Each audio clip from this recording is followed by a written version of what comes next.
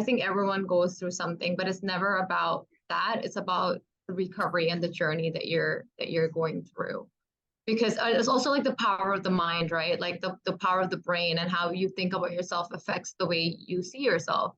And for me, that was like the biggest change. Like, for instance, like we were talking about like the traumas that I think you've been through, and so have I, with the gun shootings and things that have endured. I just feel like instead of sitting there and being like, oh my God, this happened to me.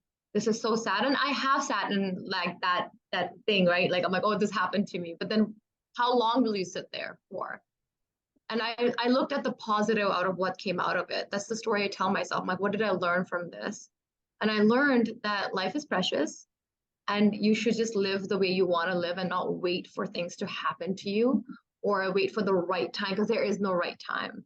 I just became more aware of my present like life. I became more aware of my family and friends and like all those things happened. And that came out of that traumatic experience. Something positive came out of that. And that's the kind of story that I tell myself when I talk about these kind of like traumatic experiences.